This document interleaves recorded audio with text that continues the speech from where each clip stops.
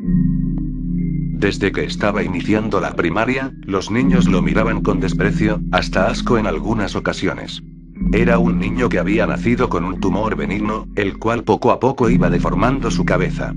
Toda su vida en la primaria estuvo llena de insultos y apelativos para nada agradables. Lo curioso fue que desde pequeño sentía placer, gozo, una sensación sublime al practicar la coprofagia. A mediados de la secundaria tuvo un accidente al trepar un árbol, se golpeó la testa y la protuberancia en el lado derecho de su cabeza se acentuó mucho más y como consecuencia, en los días posteriores, los apodos en el colegio se multiplicaron. A partir del incidente, ni sus padres ya le prestaban atención, olvidándolo casi por completo. Cuando estaba en el último año de la secundaria, viajaba con sus padres a visitar a su abuela, la cual estaba agonizando. Al regresar a su ciudad, tuvieron un accidente en el que sus padres fallecieron, quedando entonces Romsey huérfano. Los niños en el orfanato eran excesivamente despiadados con él y sí, como ya has pensado, lo violaron en múltiples ocasiones. Todos los niños menores eran los únicos que le tenían compasión y pena. Hubo ocasiones en que tuvieron que llevarlo al hospital más cercano como producto de las seguidas violaciones que sufría y que como consecuencia le desgarraban el ano. Poco a poco Romsey se daba cuenta de que hubiera sido mejor jamás haber nacido y cuando estaba a punto de ahorcarse con una toalla realizó que él no podía suicidarse, que haber nacido con esa deformidad no era por puro gusto de la naturaleza y exactamente en el mismo instante en el que llegó a la conclusión de que él era valioso, también se percató de que odiaba a la humanidad. Al llegar el amanecer con los primeros rayos del sol, Romsey y los demás huérfanos se vistieron e iniciaron con la rutina diaria, se prepararon para desayunar y fueron al colegio.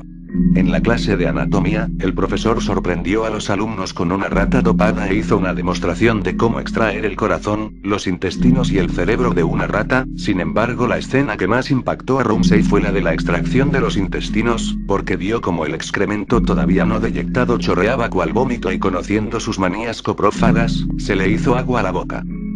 Durante todo el transcurso del colegio al orfanato, esa imagen de las heces fecales recorriendo el cadáver de la rata estaba en su cabeza, deseaba probar ese tipo de desecho que todavía no había tenido contacto con el exterior. La clase del profesor de anatomía, intacta en la memoria de Romsey, azotaba sus pensamientos más locos, hasta que llegó la hora de dormir y todos los huérfanos, incluyendo nuestro protagonista, fueron a sus respectivas camas.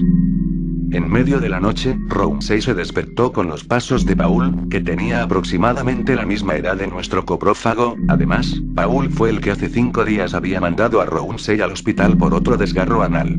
Paul ya estaba en el baño más de 15 minutos, a lo que nuestro deforme amigo supuso que estaba masturbándose o defecando. Esta última palabra cayó como un rayo en la memoria de Romsey. Sin perder tiempo fue a la cocina de puntillas, cogió el cuchillo que pensó era el más afilado y se dirigió al baño. Esperó en la puerta unos 10 minutos más hasta que Paul salga de los servicios higiénicos y cuando este lo hizo, Romsey, amenazándolo con el cuchillo, reparó que guardara silencio e hizo una incisión con el arma en la zona izquierda del cuello de su víctima. Al poco rato Paul yacía muerto desangrado. Romsey se dirigió al inodoro y todavía estaban las heces ahí, puso al cadáver en posición de cuadrúpedo, extrajo el excremento del retrete e introdujo el medio kilo de deposición fecal en el ano de Paul. Todavía no se sentía a gusto y al oler sus manos colmadas de estiércol sintió que algo se erectaba entre sus piernas. Sí, amigos míos, también era coprofílico. Romsey empezó a violar el cadáver de su víctima llegando a eyacular dentro del ano de Paul. Sacó su miembro viril lleno de excremento y fue en este momento en el que recordó la clase del profesor de anatomía. Como consecuencia, tomó el cuchillo e hizo una incisión desde el ombligo hasta debajo de los testículos. Ya no había demasiada sangre, los órganos no se parecían mucho a los de la rata, pero con facilidad localizó el intestino grueso, 3 metros, que contenían restos de deposición fecal. Romsey estaba en el paraíso, o al menos eso pensó. Llegó a visualizar el fin del intestino que daba al ano, lo cortó con ternura y vio el excremento que había introducido hace media hora mezclado con su semen. En menos de 5 segundos, esa masa repugnante ya se encontraba en la boca de nuestro querido amigo deforme trastornado.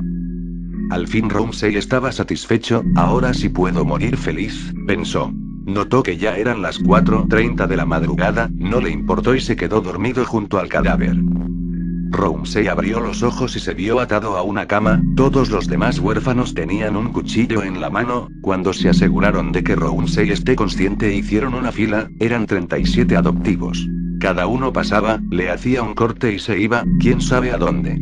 Y así fueron 13 cortes en el pecho, 20 dedos amputados, lo castraron, le extirparon las 2 orejas, pero faltaba un niño, tenía miedo, miraba a Ramsey con pena, hasta que alguien dijo mira lo que le hizo a tu hermano, entonces el niño dirigió la mirada a una esquina de la habitación, efectivamente, ahí estaba el cadáver de Paul. Meditó por un momento, suspiró muy profundamente y luego de un par de minutos empezó a cercenar la zona abdominal de Ramsey, desde el ombligo hasta debajo de los testículos.